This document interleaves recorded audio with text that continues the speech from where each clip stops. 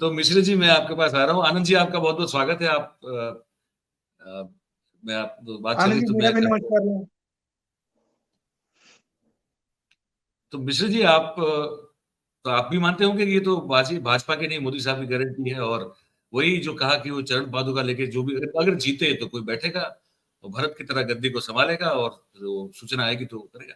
पर गारंटियों की अगर अब देखिए, हम ये इस पर बात तो करना भी जरूरी है कि अब आप जब जो कहते हैं कि हम ये वादे कर रहे हैं, चाहे फिर भाजपा का रिकॉर्ड ये रहा है कि ऑलमोस्ट नहीं करती वो पूरा, लेकिन वादे करने में वो कभी पीछे हटती नहीं है।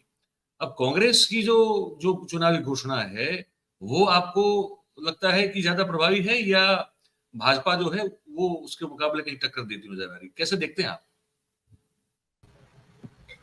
देखिए, पहली बात तो ये है कि जो घोषणाएं हैं कि प्रधानमंत्री की, मोदी की हैं या फिर भाजपा की हैं, तो बिल्कुल सही बात है कि अभी तक जब तक रिजल्ट नहीं आ जाता है तब तक वो सारी चीजें प्रधानमंत्री मोदी की हैं। और कोई मुख्यमंत्री रहते हुए भी अगर जिन राज्यों में चेहरा नहीं दिया गया तो ये साफ है कि पहले जो दिए जाते रहे हैं वो भी उनके कार्यकाल में, और उसके बाद आगे जो दिए जाएंगे वो चरण पादुका चीफ मिनिस्टर ही होंगे। वो अपनी तरफ से जनता के चुने हुए, जो संविधान में बताया गया है उस प्रोसेस से चुने हुए लोग नहीं होंगे। और हाँ, रिजल्ट अगर इनके फेवर में नहीं आता है तो आपको पता ही है कि कहीं कोई श्रेय नहीं लिया जाता है, केवल श्रेय लिया जाता है, उसकी जिम्मेदारी नहीं ली जाती, वो किसी और पे थोप दी जाती है। तो जब तक रिजल्ट नहीं आते हैं तब तक तो ये सारी चीजें वही है, और रिजल्ट आने के बाद उन जिम्मेदारियों को निभाना है। जो ये घोषणा पत्र के बाद ही बहुत सारे सवाल उठ रहे हैं। अच्छा, सबसे ज्यादा इन चीजों का मजाक उड़ाना रेवड़ी कह करके, और रेवड़ी टॉपिक पे ही हम लोग डिस्कशन भी कर रहे हैं, तो ये शब्दावली भी बीजेपी की नहीं है, प्रधानमंत्री जी की है। उन्होंने कहा जी। कि रेवड़ियां बांटी जा रही हैं। और दूसरी बात यह है कि सबसे ज्यादा रेवड़ियों की घोषणा भी बीजेपी की तरफ से की जाती है। मुझे एक चुनाव का याद आ रहा है, 2019 के लोकसभा चुनाव का। अमेठी में मैं गया था और उस दिन राहुल गांधी नॉमिनेशन कर रहे थे। बातचीत हो रही थी, बड़ी स्ट्रांग होल्ड है अमेठी को, सभी को पता है कि वो कितना वहां पे कांग्रेस मजबूत रही है। और चुनाव हार भले गई, लेकिन अभी भी वहां पे कांग्रेस को लोग मजबूत बताते हैं, और है भी।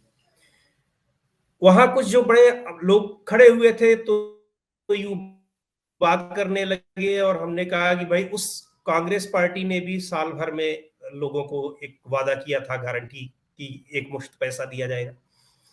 तो हम लोग, कई पत्रकार थे, हम लोगों ने पूछा कि क्या है, क्या माहौल है, जो आमतौर पे बातचीत की जाती है। तो बहुत गरीब तबके के कुछ लोग थे जो वहां देखने आए थे कि नॉमिनेशन हो रहा है। तो ये हुआ कि क्या, किसको वोट दिया जाए, कहे जो दे रहा है उसको दिया जाएगा। तो ये हुआ कि कौन दे रहा है, राहुल, ये कांग्रेस पार्टी तो आपको साल भर में इतना देगी। कहे अरे वो तो देगी, जो 2,000 रुपए दे रहा है उसको हम देंगे ना।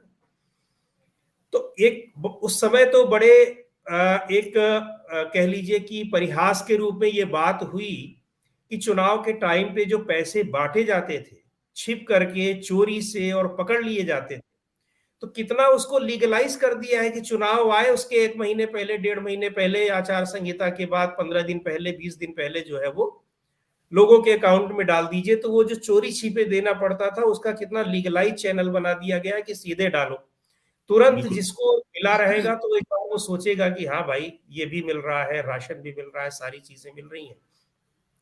बहुत बड़ी तादाद जनता की जो है वो इस पर नहीं ध्यान देती है कि आपकी इकोनॉमिक पॉलिसीज क्या है, आपका पैसा आप बांट तो किसके लिए, आप योजनाएं तो पब्लिक के लिए बना रहे हैं, 1,500 2,000 रुपए वाली, 5 किलो राशन वाली, अरबों खरबों रुपया जो गबन करके लोग लेकर के चले जाते हैं। तो इन चीजों पे सोचने वाले बहुत से लोग नहीं हैं। वोट देने वाले भी यही लोग होते हैं, बाकी सब तो चर्चा पर चर्चा करने वाले लोग होते हैं। लेकिन जो आपका प्रश्न है कि इन पर किसकी रेवड़ियां भारी पड़ रही हैं, तो जी। देखिए, वेलफेयर स्टेट में रेवड़ियां कह करके मजाक उड़ाना अच्छी बात तो खैर नहीं है।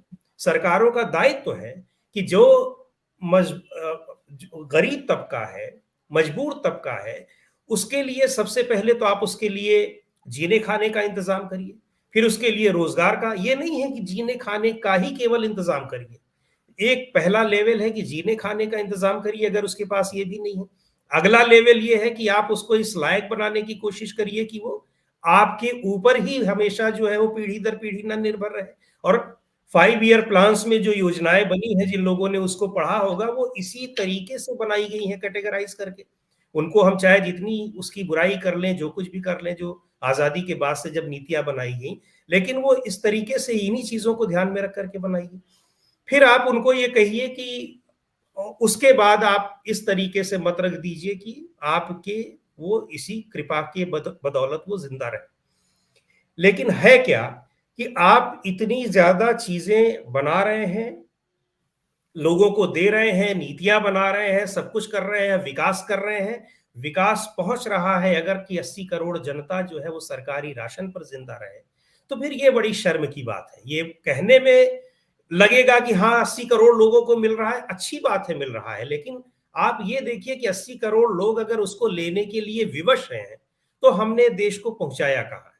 तो पहली बात तो ये कि आप एक जो कल्याणकारी राज्य में अगर आप अपनी जनता को, जिस जनता की बदौलत आप सरकार में बने हुए हैं, चला रहे हैं, कोई भी सरकार है, मैं किसी पर्टिकुलर की बात नहीं कर रहा हूं, तो आपका दायित्व है कि उसके लिए आप करिए, उसके व्यक्तिगत रूप में करिए, सामुदायिक रूप में करिए, सारी चीजों के लिए करने की जरूरत है। लेकिन केवल इस तरीके से मत करिए कि वो आप थोड़ा सा उसको दे दीजिए, जिसके बदले वो आपको वोट दे दे और वो खुश रहे।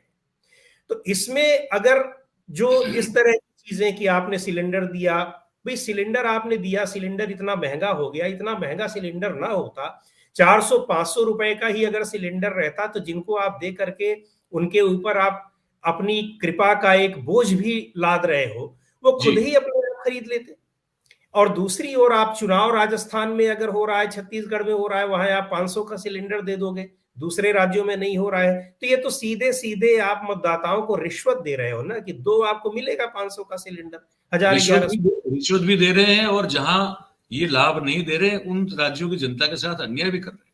अब बिल्कुल जहां नहीं दे रहे आप उनके साथ अन्याय भी कर रहे हैं, आप धोखाधड़ी कर रहे हैं।